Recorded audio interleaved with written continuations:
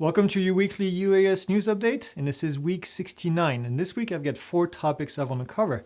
And the first one is Walmart, that is getting into the drone delivery world, and we'll talk about how they're doing this, which is a little bit different than what other people have been doing. I want to talk about an AMA letter that I received in my inbox talking about remote ID, and I just thought that was, well, interesting. I want to talk about flying beyond visual line of sight in North Dakota. There's 2 big states right now that are doing a lot of things with drone. One is North Dakota and one is North Carolina, something about North. And I want to talk about what they're doing because I think it's pretty cool. And then the last one, I want to talk about the company called Teal Colors that is launching their Golden Eagle drone. So let's get to it.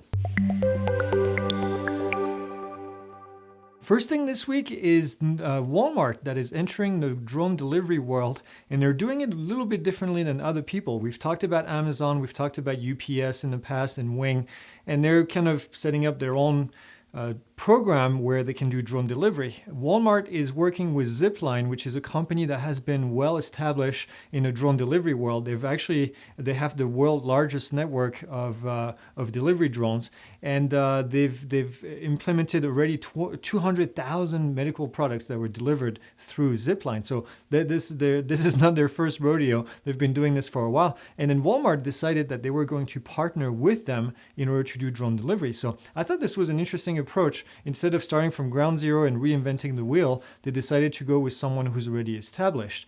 The goal of the program is to do drone deliveries within 50-mile radius and to provide deliveries under an hour.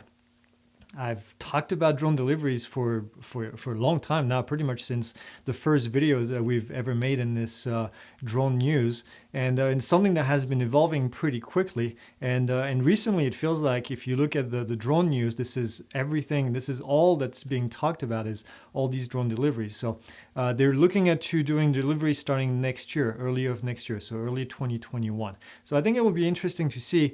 Walmart also announced that they're doing a pilot program in North Carolina with another company called Flytrek. So I couldn't really put the 2 and 2 together here if they're working with Zipline, but also working with actually 2 other companies it even sounded like. But with Flytrex in North Carolina, they're going to be providing drone delivery as a test.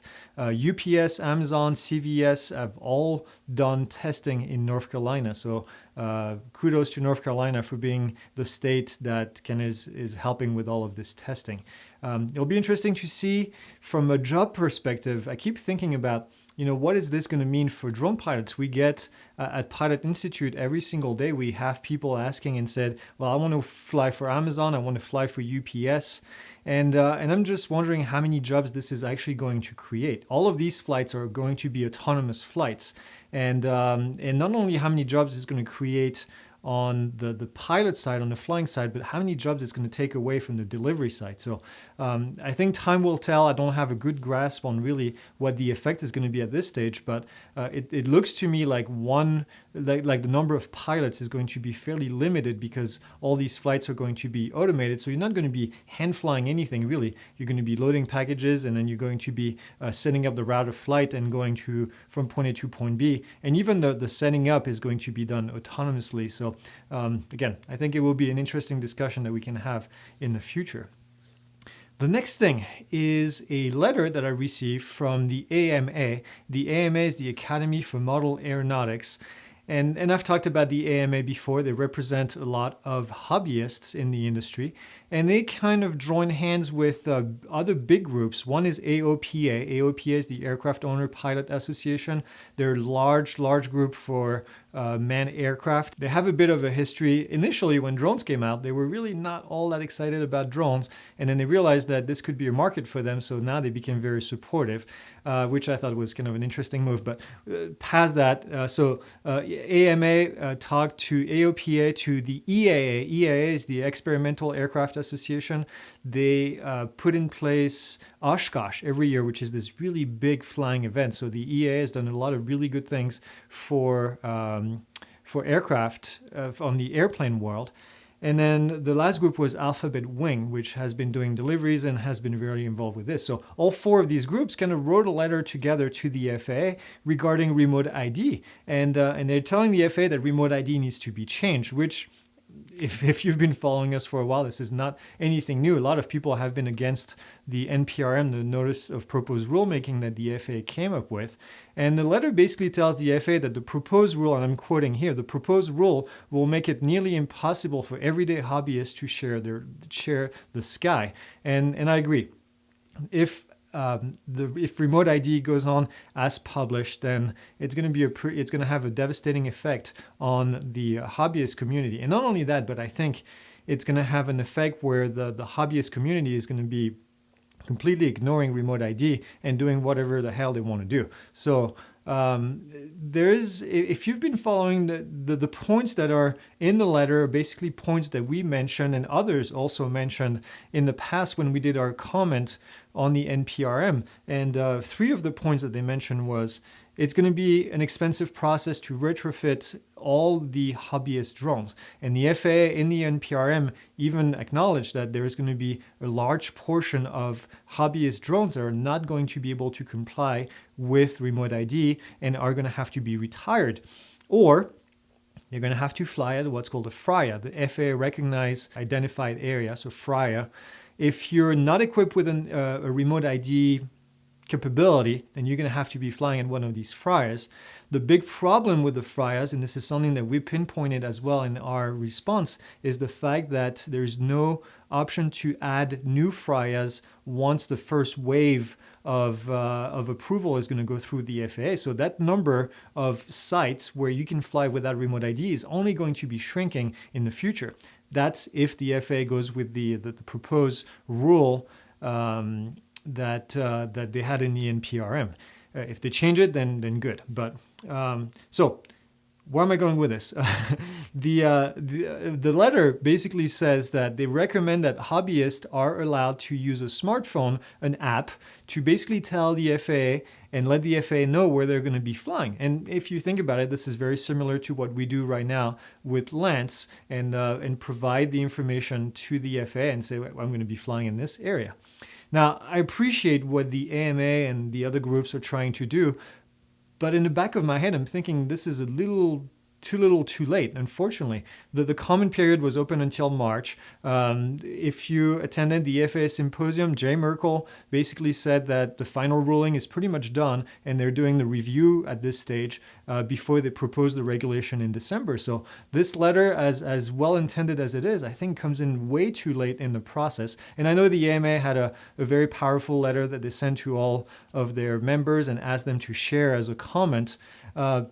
But I'm not sure what the purpose of this letter is at this point. The FAA has made up their mind. Obviously, they have the regulation that's going to be released in December, and they're just kind of putting the final tweaks into it. So I don't think this is going to have much of an effect, unfortunately.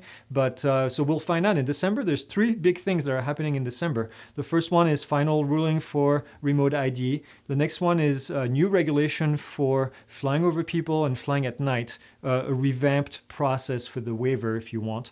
And then the last one is going to be the hobbyist exam, which has been on the books for a long time. So it'll be interesting to see what happens with the remote ID and the final ruling, obviously. And obviously, we'll keep you up to date. I plan on kind of booking my Christmas break here just to be going over all this regulation and keeping you guys appraised. So put a link down here if you wanted to see the blog from the AMA and their post. And tell me what you think about this letter. What is the purpose of it? And kind of what do you think it's going to have as an effect?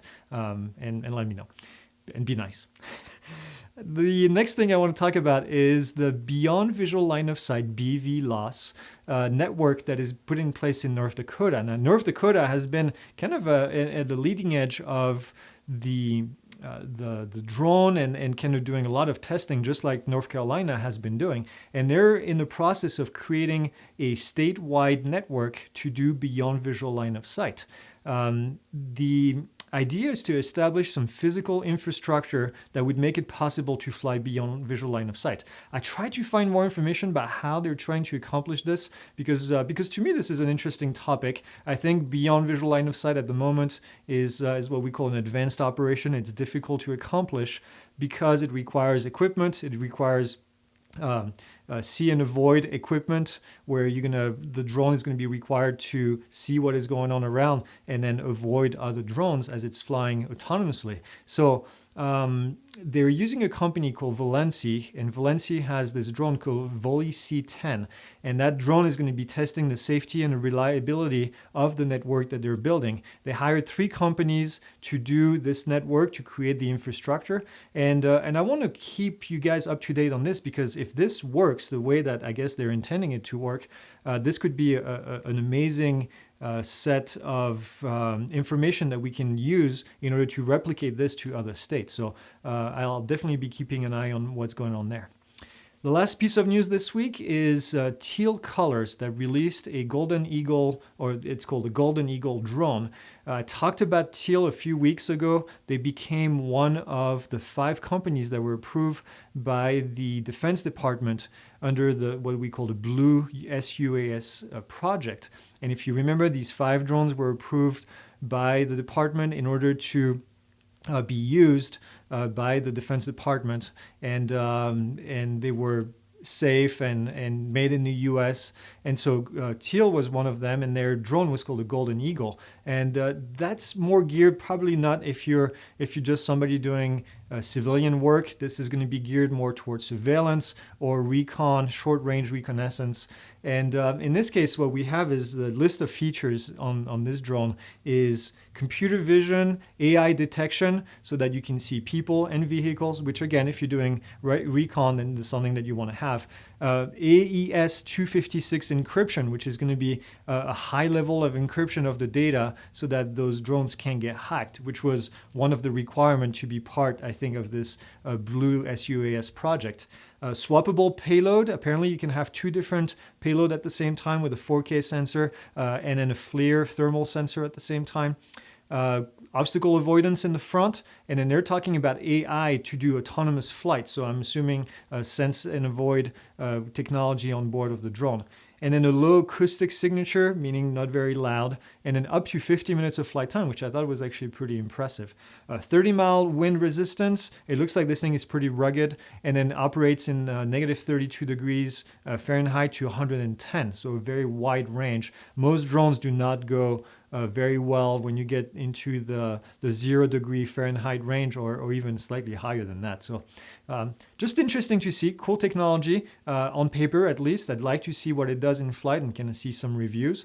But exciting. I love to see competition. There is nothing better to us consumers than having competition out there to fight for the top spot, whatever it's going to be. I don't know that this drone is going to be available to the civilian world, but and then if it is, I'm not sure of the interface or anything, but those are the specs. So I thought I would share that with you.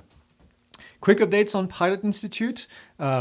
Hey, we have embroidered shirts now, and I'm working with actually one of our students who's been absolutely awesome to work with, and hopefully we can have some of the polos. I know a lot of you have been asking about polos for a while, and I think Dirk is going to be able to make that happen. So new shirts, 1 million views on the YouTube channel, which is pretty awesome. We just passed that this week. And then we're right around the corner from 50,000 course enrollments on Pilot Institute. So this is really exciting. By the time this video goes live, we should have 50,000 enrollments in our courses. So that's it. Subscribe, like, dislike, like the 2 people that love to dislike the video as soon as I post it in the morning. But I just laugh at it.